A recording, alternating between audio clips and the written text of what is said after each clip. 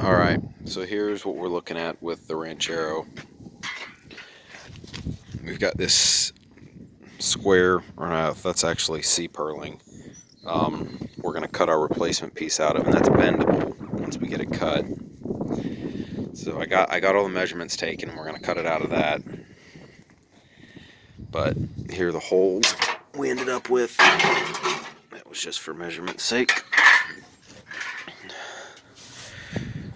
We've got a big square right there, small piece there, this giant clusterfuck up here, if I can get the glare from the sun right. So we ended up with there. So basically what we're going to have to do is we're just going to have to cut two pieces and kind of bend them and weld them on the back side. And then one piece that goes along here, and gonna have to weld those together to take up the majority of the space and for structural. And then we've got some metal flashing we're gonna beat into place over here and then weld that in, and then just go over the rest of it with fiberglass. We're gonna have to do a piece right here, or at least right here. I think that one piece comes all the way across. And you can see it's peppered with a bunch of little holes everywhere. And one of the big problems is this is the support for the seat here. And you can see like all the little tiny rust holes from all the corrosion. And we'll go under the bottom here.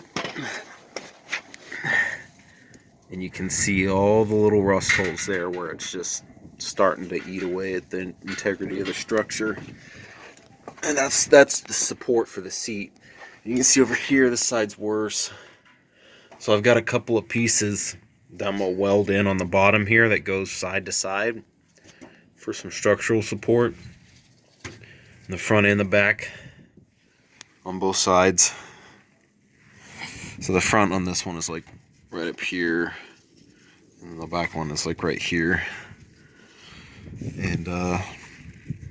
And weld that in for structure, and then go over all the little tiny holes with fiberglass.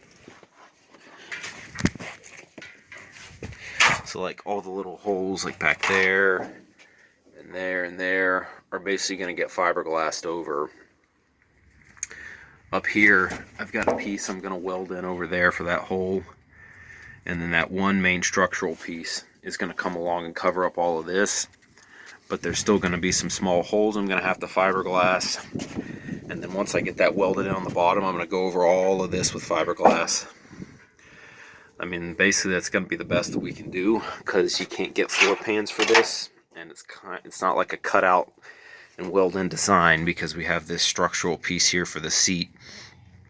So there's no cut and weld replacement stuff for this, so that's what we're going to have to do. But I think we'll be able to get it done.